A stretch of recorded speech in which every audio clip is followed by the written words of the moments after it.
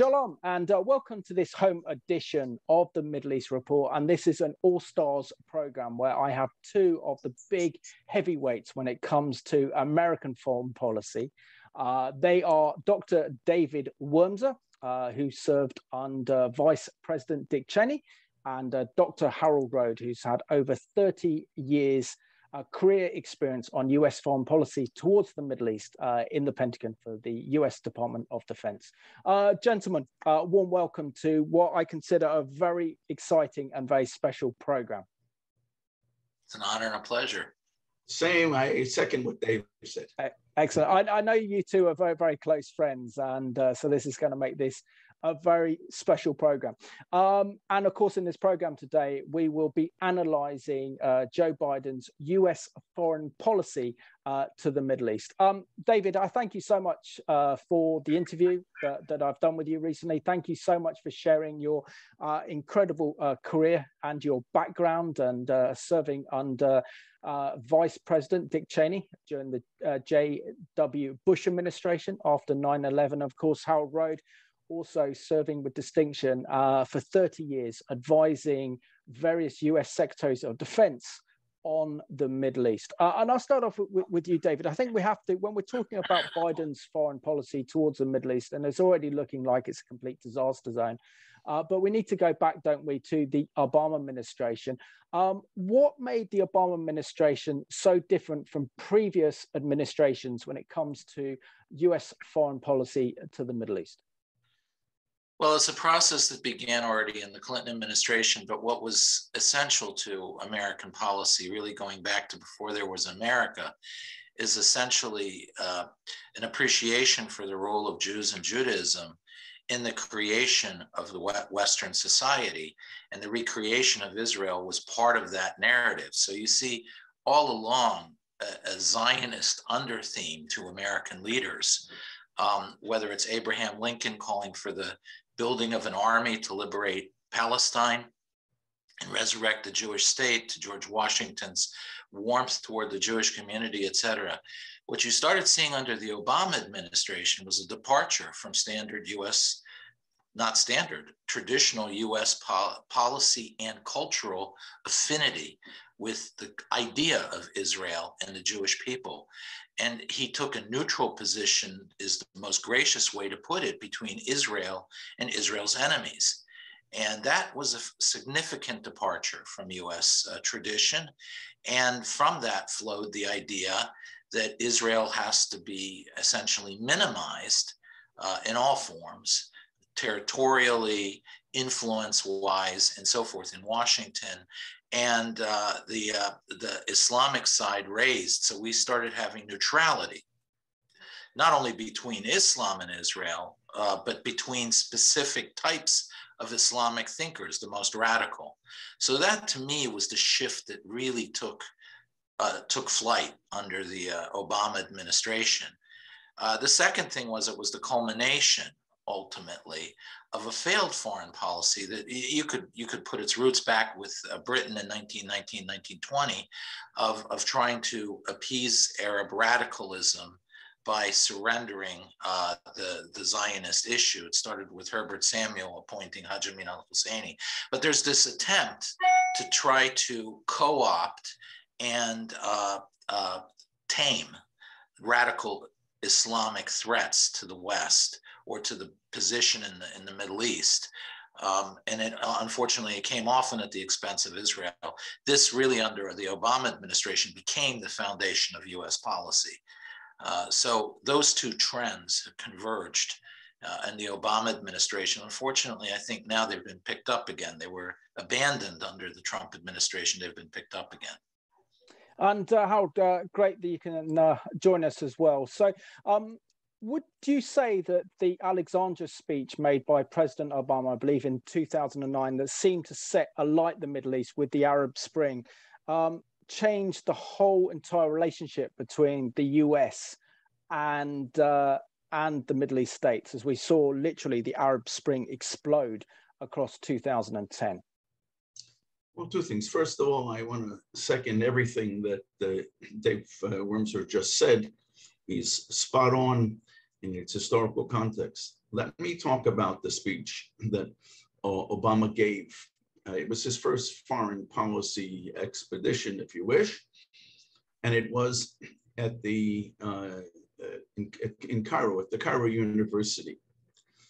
And what was fascinating is the Americans insisted that the Muslim Brotherhood sit on the front rows of this. The Muslim Brotherhood is a viciously anti-Western and anti-American organization, which is slowly but surely, as it sees it, it wants to take over the Muslim world and the West. And it is right now throughout Europe engaged in doing just that. Obama loved these people. Obama started his speech with Bismillah ar-Rahman ar-Rahim, in the name of God, the merciful and the compassionate. Or he said, Salamu alaikum, I'm sorry. He said, Salamu alaikum. Now, that is supposedly in Arabic, they tell us when they teach us in school, that means, hi, how you doing? But it's not true. Salamu alaikum to a Muslim means, it's a greeting that one Muslim uses towards another Muslim. Obama was indicating in their terms, in the Muslims that were listening to him, when he said that, that I am a Muslim. And why? What was the response to saying what the Americans say meant, hello, how are you? Salamu alaikum. Everybody started to clap. When someone says hello, do you clap? He was signaling, whether he, I guess, intended to or not, but he was no dummy, so I'm sure he knew very well what he was doing, that I'm one of you. And then during that speech, he referred to the Holy Quran. No non-Muslim calls the Quran holy, because for Jews and Muslims and others who were not Muslims, or Jews and rather Christians and other non-Muslims, the Quran is not holy. It's a book, which frankly, from a historical point of view, we now know really wasn't put together until 50, 60, 70 years after Muhammad supposedly lived. That is, he died in 631, and people didn't even know until, they didn't really have one Quran until much later. Something is wrong with this picture. The Americans, President Obama, were basically trying to signal to the Middle East, I'm one of you. As you, in the end, want to take over the non-Muslim world, the Christian world, that's what I want to do too. I want to join you in your mission to overthrow the values of the founding fathers, the values on which America was founded.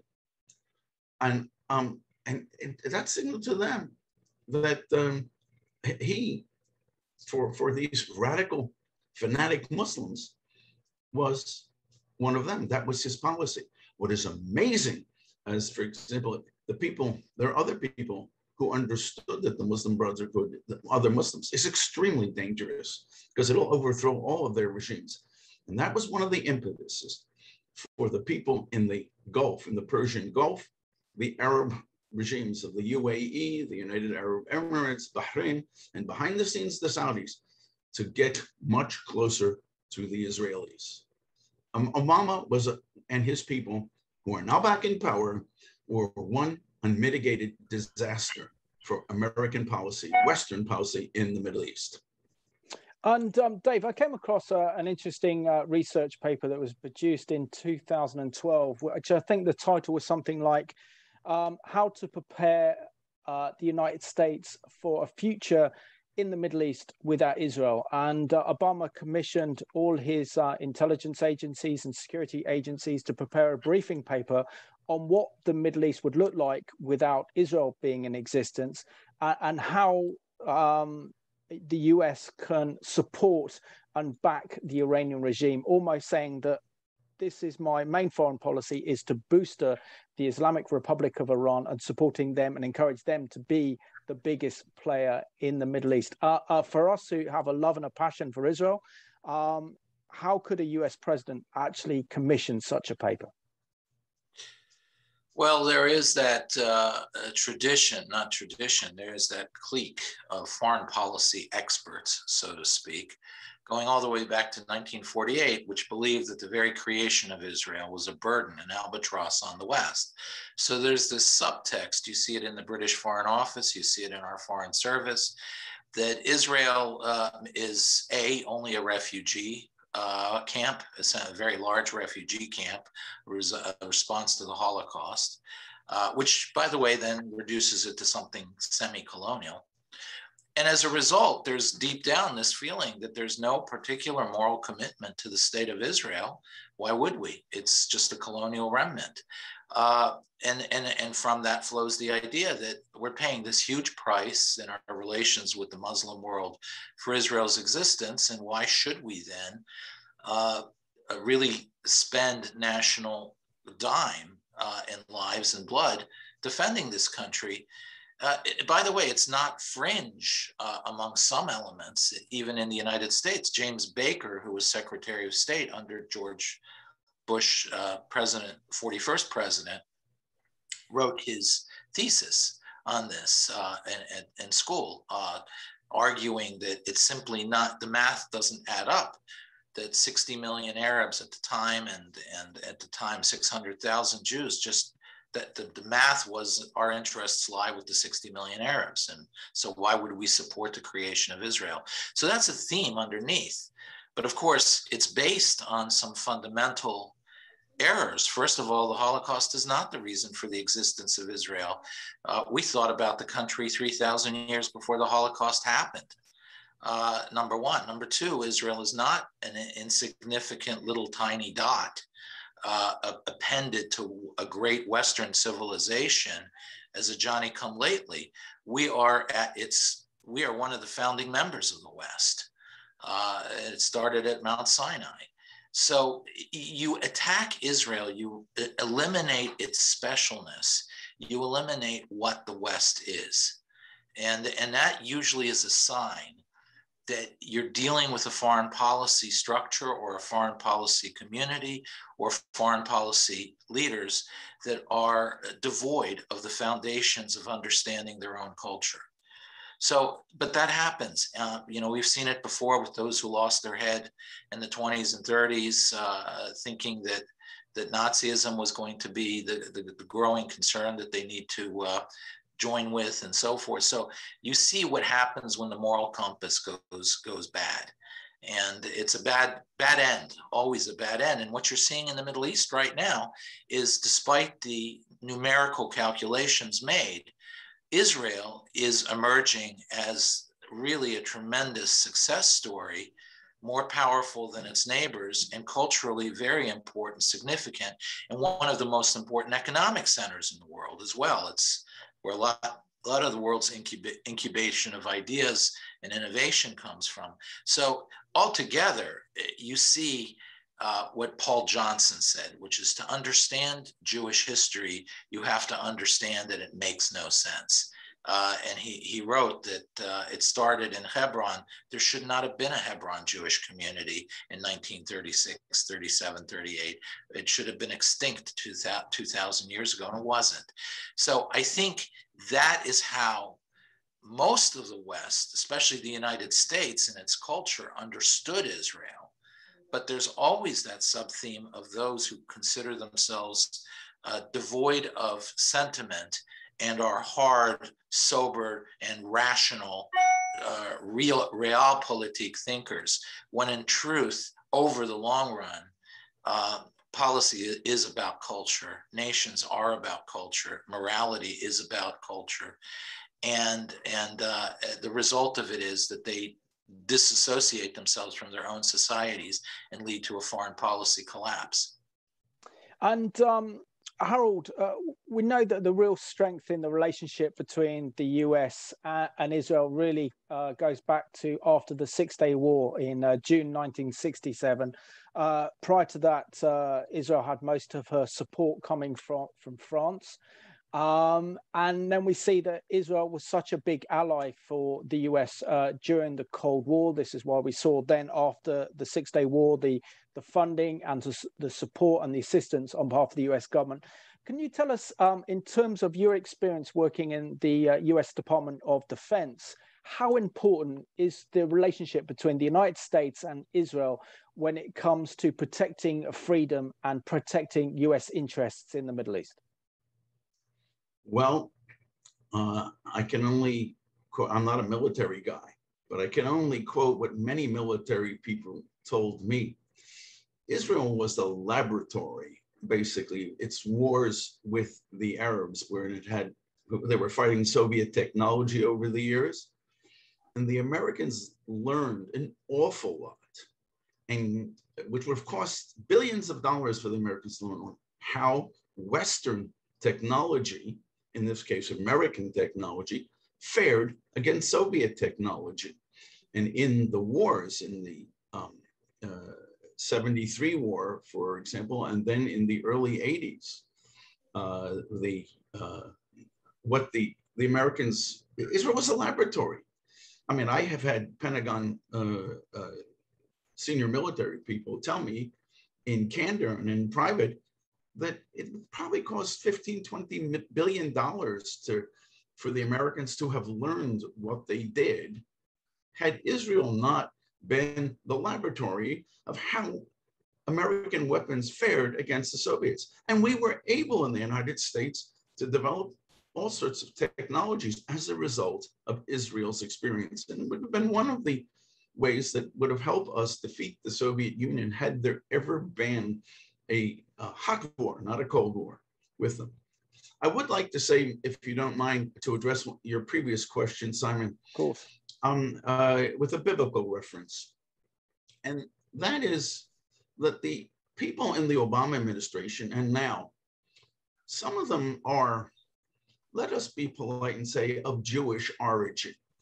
Now, somewhere in the book of Isaiah, and I don't know exactly the English words here, it says, those who will destroy you and work against you will come out of you, meaning the Jews will be responsible for a lot of the problems that Jews have throughout history. And the truth is that the people who negotiated the Iranian-American nuclear agreement in 2015 called the JCPOA, many of them were Jews. And the same is true right now of a lot of the senior decision makers around President Obama, the Secretary of State, his deputy. She was responsible not only for negotiating the Iran treaty before, and she's very active in it now, but she also negotiated the treaty the agreement with North Korea, which was supposed to prevent it from acquiring nuclear weapons. We see how well that worked. And the same thing, Iran, in the Middle East, you sign treaties. They don't mean anything. Written documents are irrelevant. Words only matter if there is action behind it. And when we signed on things and there was no action behind it, we were enabling Iran to acquire nuclear weapons. And that seems to be the goal, or maybe the unintended consequences. I don't know, whatever it is, of the present group under under Biden, but they're the same people. So maybe you just call it Obama, Biden, I don't care, whatever it is. And again, and as I go back to that biblical quote from Isaiah, so many of these people, what's wrong with them? They've abandoned their Jewish identities, or they have a very strange view of their Jewish identity. I could name names, but most people can figure that out for themselves. And it's extremely sad, but it is the reality. And these people have abandoned also the views of the founding fathers of the United States. And if you go back and read what the founding fathers said, they based the creation of the United States on the values of Mount Sinai. And in that, the Jewish people and the Christian founders of the United States of America were totally, totally in sync. And David, just before we move on to talking about the President Trump's administration and his Middle Eastern policies towards the region, can you talk in context of why the Democrats would want to enter into negotiations with the Iranian regime over its nuclear weapons program to actually allow them to continue their development of intercontinental missiles, not actually stopping the Iranians' support for international terrorism and violence throughout the region, including Israel, by supporting Hamas and Hezbollah and instigating a kind of civil war in Yemen, and why this agreement only delayed Iran's development of nuclear weapons, knowing that this is the world's most dangerous regime and knowing this regime could have the world's most dangerous weapons.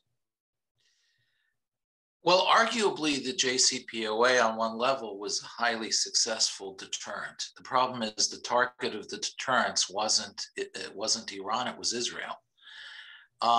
If you go back to 2003, right after the Iraq War, there was tremendous fear in Tehran that the United States would target Tehran next. It coincided with a great deal of unrest in Iran in 2003, where there were riots and so forth. There was really a moment in 2003, perhaps the first moment of the Arab Spring. And there was a terror that set in European capitals and among those in Washington that agreed with them, which included our Secretary of State, Colin Powell, that the George Bush, 43, President number 43, had to be stopped, and that Israel would be the nation that is most likely to do something that either could entangle the United States or ultimately could just act on its own. So almost all policy since 2003 has been designed to restrain the United States and ultimately Israel from acting to stop Iran's nuclear program. If you look, times when you saw the debate in Washington focus on will the United States act, or then after the Bush administration, and will Israel act, those were the periods when there was most diplomatic progress with Iran, because the point of the diplomatic progress was to undermine the logic behind an American or an Israeli strike against the Iranian nuclear program. So the JCPOA, I think, is really the culmination of that process of essentially shutting down the military option in the West against Iran, whether it's Israel that does it or the United States. So in that sense, it was successful. It created a climate where it made it very difficult for Israel overtly to do anything, and certainly took off the table for the United States to do anything at that point. So that, to me, is the background of the JCPOA. It was never really truly designed to stop Iran's nuclear program. I think basically the Obama administration, upon entry, had reconciled with the idea of an Iranian nuclear program. And there was another major speech that President Obama gave shortly after the speech in Egypt that you mentioned, which was in Prague, where he essentially outlined denuclearization of the world. And in it, he essentially said that the programs of North Korea and the programs of Iran are ultimately logical consequences of the threat posed to those regimes by the nuclear programs of the United States, the Perm Five, the five who had nuclear weapons: Britain, the United States, France, Russia, China. So that the only real answer to denuclearizing North Korea or Iran was through a denuclearization first of the United States and so forth. This was a terrible reversal of the Bush administration's policy, which undid various initiatives, even under the Clinton administration, to go for American denuclearization to reduce the global threat posed to Iran and North Korea. So ultimately, I think that Obama administration came into power without, I think it was in bad faith, all these nuclear discussions. I think our intention was never to really stop Iran. I think we had reconciled to it before the Obama administration even took office. Absolutely frightening revelation there. Thank you, David. And Harold, we saw in 2016 that Donald Trump won a surprising presidential election. But he completely changed US foreign policy towards the Middle East, did he not? Backing Israel as the regional player in the region, together with the Gulf states and Saudi Arabian alliance against the Iranian regime.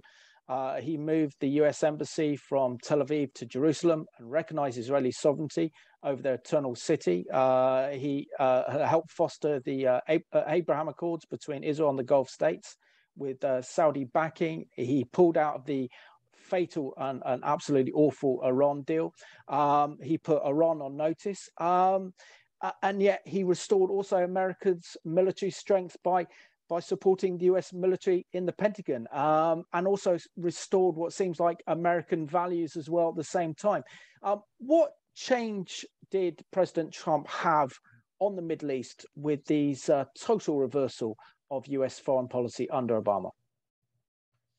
I would say that by and large, most of the Middle East who are not fanatical, radical Muslims, most of the leadership in these things were very, very happy with President Trump's policy, because one of the things that has invariably happened is America gets really interested in something and then gets bored and abandons them. The only other solution would have been that to protect American or Western values in the Middle East is Israel. And when President Trump came back in, it's like, oh my God, we have someone who will protect us, will give us a chance. And so the fact that he got close to Israel was seen by many, many regimes, even if they wouldn't say it publicly, was a very, very good thing, because Israel, the people, the governments, a lot of the governments in the Middle East and the peoples understood, and America are one. And where does that stem from, that view? In Islam, there are really only two peoples in the world. They're the Muslims and the non-Muslims. Who is the most powerful non-Muslim in the world? What country? The United States of America. Even though Obama and now it looks like Biden are trying to lead from behind, as Obama would say, and like America's like just one among equals,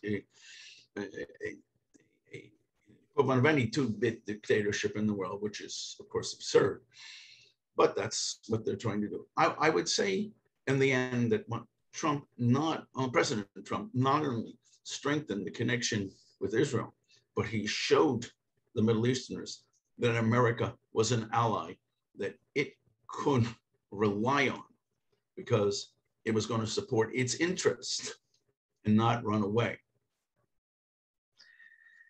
And David, I mean, you served under John Bolton, actually in the White House as an advisor, particularly on the issue of Iran. And we saw that President Trump carried out those orders to assassinate Khalisami, the leader of the Iranian Revolutionary Guards, one of the main instigators of all the terrorism and violence and upheaval that we've seen in the Middle East over the past few decades.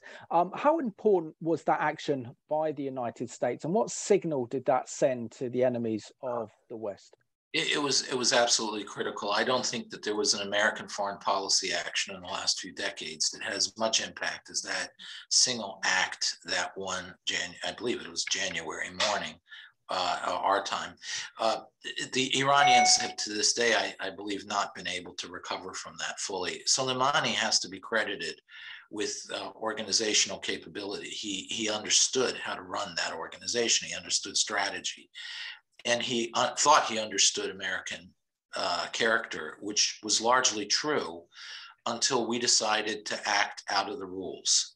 You know, the Iranians always, I had once an Iranian lady tell me that when you're dealing with strategy with the Ayatollahs, it's essentially like playing chess with a gorilla. that at some point you may put them in checkmate, but they'll just reach over and they'll eat your king. And you just have no clue what to do. There are no rules. The rules are broken, and you're paralyzed because you live within rules. The key here was that it was we, the United States, who acted like the guerrilla. We were the ones who broke the rules. We didn't play according to, excuse me, when Iran did those series of actions in the summer of 2018 with their drones and so forth, they expected we would respond with a predictable response. They'd already digested that. They had prepared for it. It was a sign of weakness on our part that we played according to their expectations for no reason at all. There were no agreements or anything. This was a moment in which we shocked the Iranians. We were unpredictable. They couldn't understand what we were going to do next. We had gone crazy. By the way, there was a sentiment of that in 2003 after Iraq. They didn't understand how we did Iraq and how we as a nation suddenly mobilized and crushed Saddam in 2 weeks, the enemy they could not crush for a decade or more.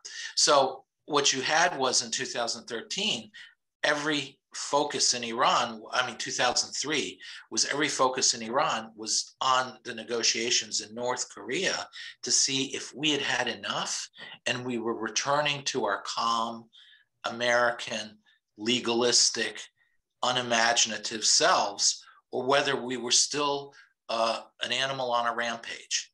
And an animal on a rampage, they knew meant for them, it was a fatal situation. So that's what came out all of a sudden with the killing of Soleimani. We Americans suddenly were who they had feared, not who they thought we were. And that they've never recovered from entirely. They're comfortable with President Biden, but they know deep down in our soul, Americans are capable of doing this. And that scares them. It scares them a lot. By the way, I would add to one thing Harold said about American policy. I think Harold touched on something extremely important, which was, I think in the larger context, it's this deep idea that obtained since 1919, 1920, that we need to balance our interests with the Arab world and Israel. And that this has been a common wisdom that has been, it's rare you find such a statement that is so commonly adhered to, yet is so totally wrong.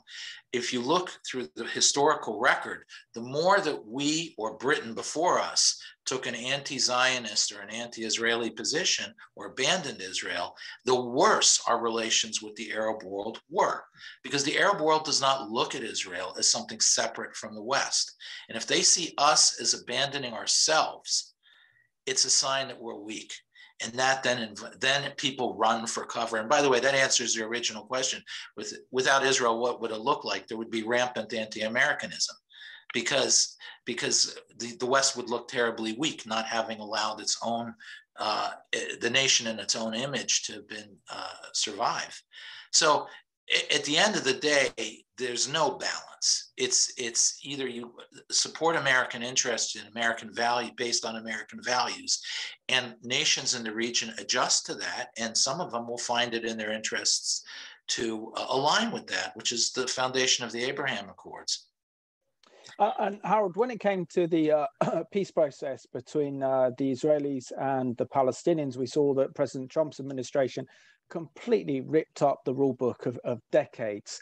And by reaching out to the Saudis and the Gulf states, we saw the historic signing of the Abraham Accords, which for the first time, the Palestinian leadership was boycotted and vetoed. And before even John Kerry, US Secretary of State, said the only way to make peace in the Middle East is through the Palestinians. But this was completely leaving the Palestinians out in the cold because of their continued support for terrorism, their continued advancing their aims and objectives of wanting to destroy Israel, and looking at Israel prior to Israel's rebirth of a nation back in May 1948. How radical was this policy towards the Israeli-Palestinian conflict? The truth is that most of the Middle East hates the Palestinians. They see them as troublemakers. They see them as disloyal because there are a lot of Palestinians are people from what was British mandated Palestine who are living in other countries, working for in those countries. And there is no peace process. There never has been a peace process between Israel and the Muslims living in today's West Bank, Gaza, Judea and Samaria, in the Gaza area. Why? How do we know this? Just listen to what the leaders that both America and Israel imposed on the Palestinians. These are tyrants.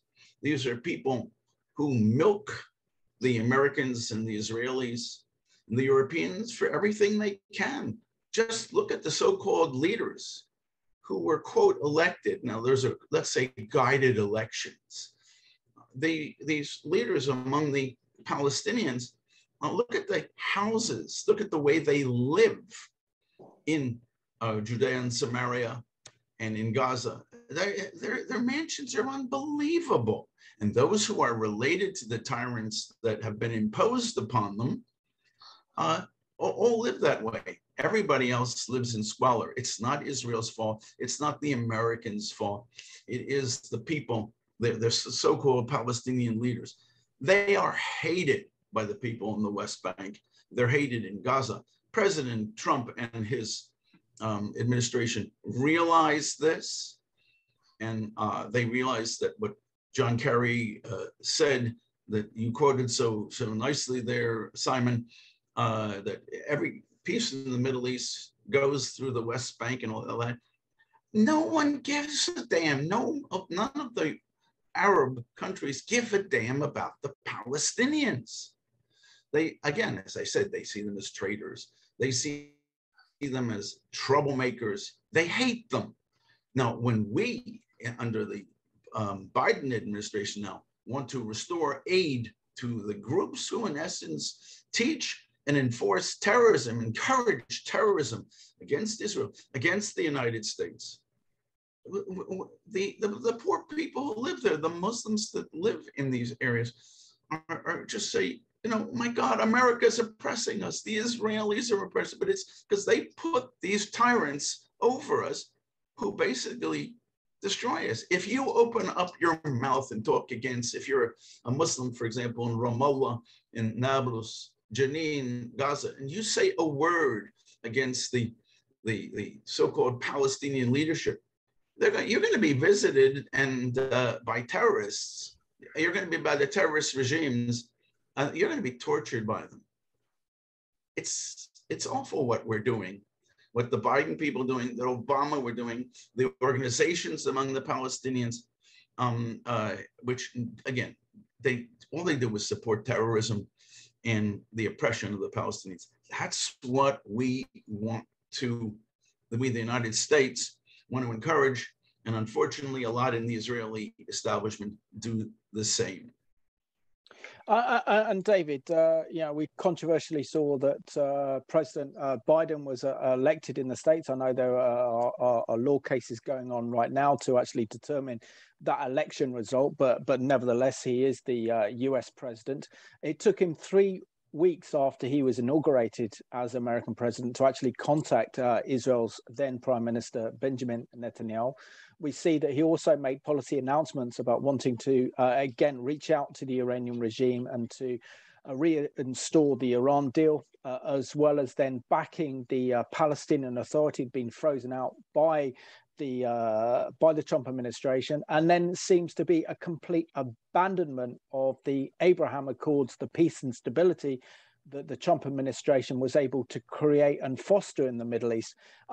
And you wrote an absolute superb article in the Jewish News Syndicate at the recent conflict that Israel was engaged in against the genocidal terrorist organization known as Hamas in Gaza back in May of this year, in which we all, even within less than 5 months, we saw all of President Trump's policies towards the region just literally fall down like a pack of cards. What was your analysis and assessment of the damage done by President Biden and his administration towards Israel and the Middle East and the moderate forces in the region?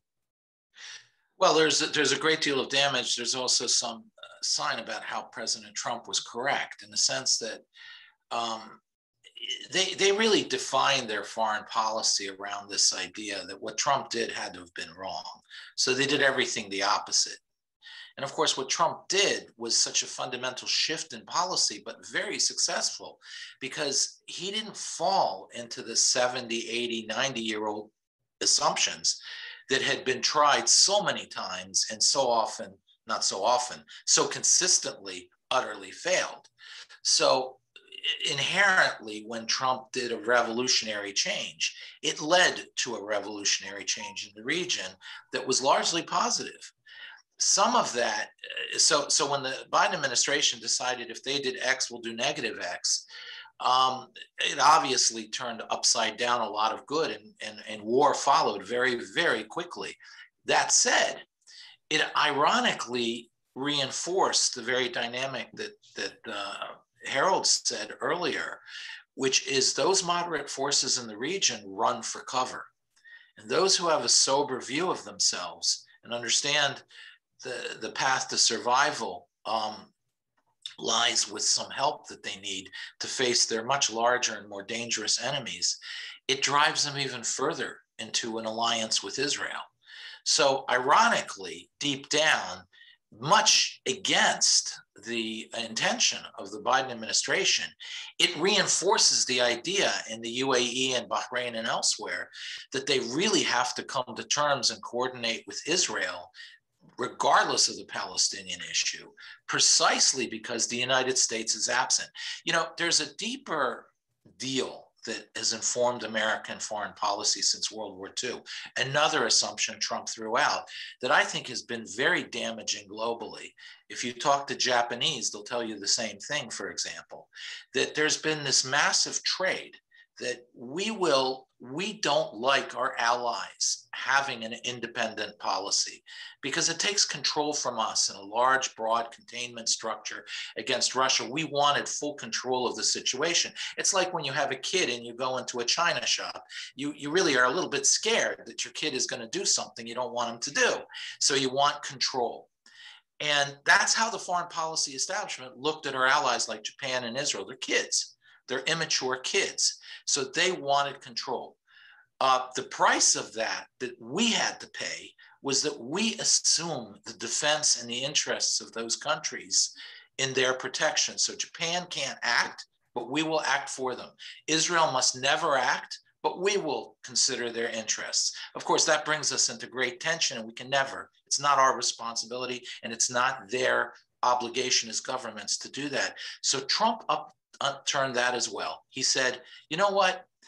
You guys carry the water of your own defense and your own interests. You have to pick up the ball. You Europeans should do it too, whether you're Hungary or Poland or whatever. You should pick up the ball. But you know what? We're not going to be on your back like a monkey constantly harping about you. You're free to do what you want to do because we trust you. You're adults, you're equals, you're partners, you're allies. And that did two things. One is it, of course, released our allies to finally do stuff that allowed us not to have to do stuff. But the second thing it did is, instead of our foreign policy structure being like a wheel with spokes going back to the center, which is the United States, without any connections between these spokes, all of a sudden the spokes started communicating and started having their own alliances. Japan talking to Israel, or India talking to Israel. And they're forming these defense structures that are powerful. And the UAE is at the core of so many of this with Israel, that they are forming these defense structures that replace American power to some extent, but are aligned with it. This should be welcomed in Washington. But the traditional foreign policy establishment, this is a nightmare. It's a loss of control, and it's a rise of independence of these minions, which they don't want. That's an extremely interesting perspective. I hadn't heard that one at all, David. So thank you for your insight. And Harold, when we look at Israel today, thankfully, under the leadership of Benjamin Netanyahu, Israel has made some very strategic alliances, particularly with Eastern European nations, with African nations, together with other Arab nations that can cushion that blow of that, what I can only describe now as a toxic relationship between Biden and the state of Israel and their policy. So ultimately, we see that Biden is wanting to push through Palestinian state, which will be another terrorist entity like Hamas, the support of the Iranians, which we know are the world's leading sponsor of international terrorism. And we can only see an escalation in terrorism and violence as the US pulls out of Iraq and also Afghanistan, leading to more terrorism and instability.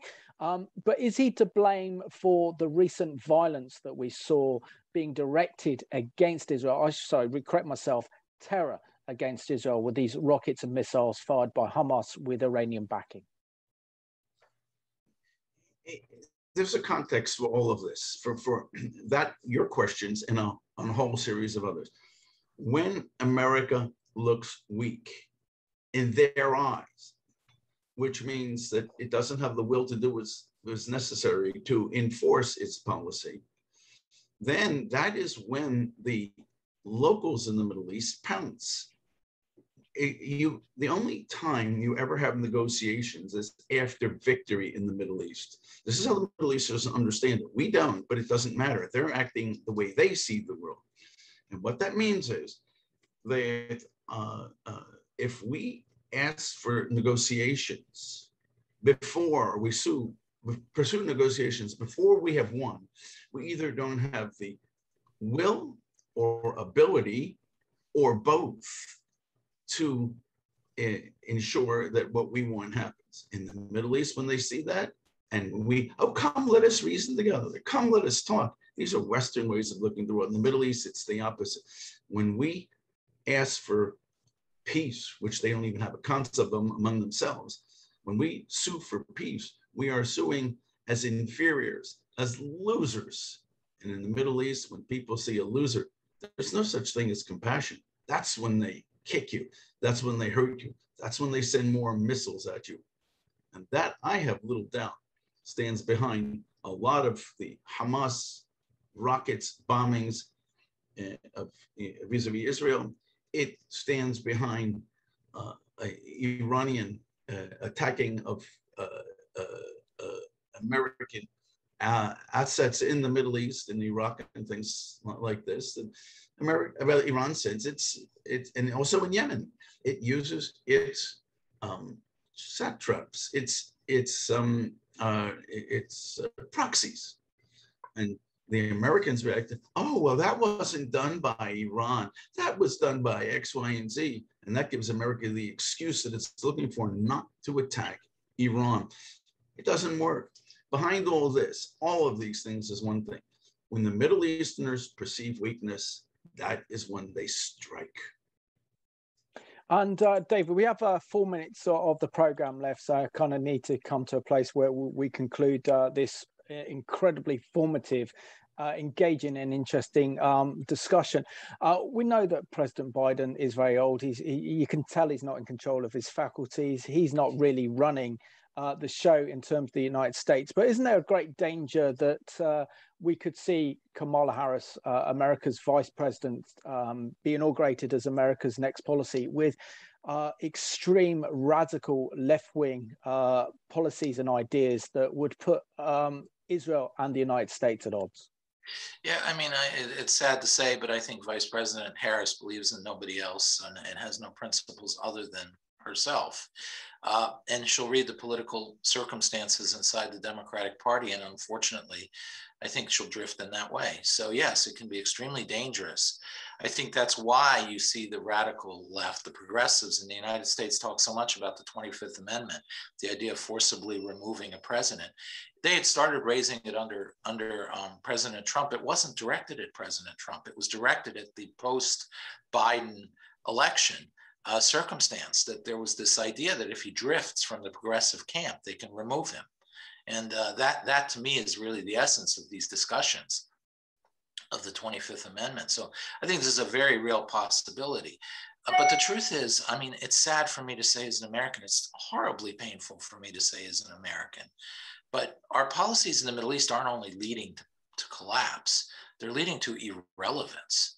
So, you know, when the United States goes off in this direction, there's a certain point where Israel, other nations in the region, India, UAE, and so forth, have to take matters into their own hands. So, it's sad as an American for me to say this, but that's the reality. We're making ourselves irrelevant, not just dangerous, but irrelevant, which may be our saving grace. And Harold, do you think the United States can survive as a world superpower when it's abandoned its anchorage, as you mentioned, its foundation at Mount Sinai, the Judeo-Christian heritage, its abandonment of its protection of religious and democratic and liberty itself in terms of foreign policy, and abandoning the one and only democratic nation in the Middle East that is the State of Israel? Every country, every civilization, society that abandons the principles of its founders throughout history, everyone that I know, ends up collapsing. It collapses internally. That is the danger here. It's not only America. Look at Europe. Europe doesn't believe in anything. Look at the currency of Europe. It is all the pictures on they don't want to offend anybody, so they have bridges and geometric figures. It's emptiness. It's nothing. The EU, the European Union, has tried basically to destroy national and ethnic identity in the Middle East, in Europe, which is why the Eastern Europeans are so opposed to so much of what is going on in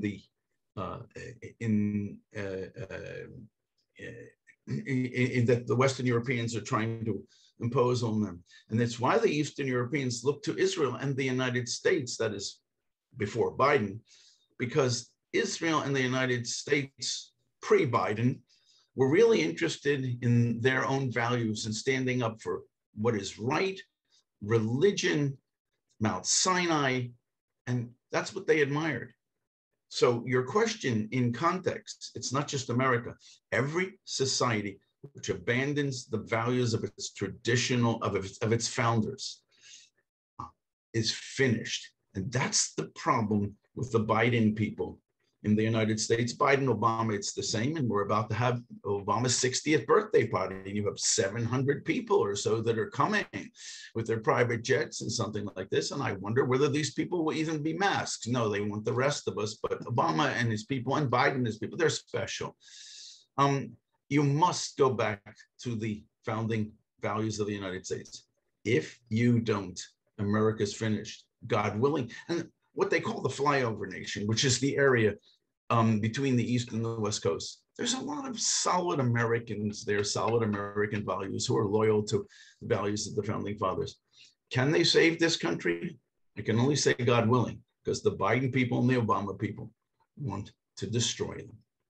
And finally, David, I'll give you the final word. What advice have you got to Israel in dealing with the Biden administration, or what soon could be the Kamala Harris administration? Well, it's from Jewish tradition. Imenanili mili. If I'm not for myself, then who is? At the end of the day, Israel has to remember why it is. It has to remember its Zionist basis, which is that after 2,000 years, our experience with not being the masters of ourselves and being the subjects of the objects of history rather than the subjects of our own destiny was a disaster and led to death and destruction and near annihilation of our people. So the point of Israel is for Israelis to take control of their future and their destiny. And if they forget that, there is no future, there is no destiny. And if they remember that, there's nothing that will stop them. So to me, that's the main advice. The other thing I would remind the Israelis of is all these international organizations, the EU. The EU is based on a lie. It's based on the idea that nationalism caused World War II and Nazism. What caused World War II was ideological imperialism, whether it's Nazism or communism or so forth. And nationalism, the more introverted nationalism that is non-ideological, was the barrier to it. It's what led the French to resist, etc. So at the end of the day, Israel should not bank on failed political institutions like the EU and trying to curry favor with them. It needs to return to who it is and be itself. Dr. David Wormser, and together with Dr. Harold Rode, it's been an absolute pleasure to have this absolutely fascinating discussion on US foreign policy towards Israel and the Middle East, certainly since President Obama to now President Biden. So thank you so much for your incredible insights. And I want to thank you for watching this home edition of the Middle East Report. I can only describe my two guests as being the all-star when it comes to understanding US foreign policy to the Middle East, because they did it. And it's with these great men that we can gain a greater understanding of the challenges not only facing the West, but Israel and also the United States if we are to fight tyranny and Islamic extremism in the region and protect our Judeo-Christian heritage. So I want to thank you for watching this very special edition of the Middle East Report.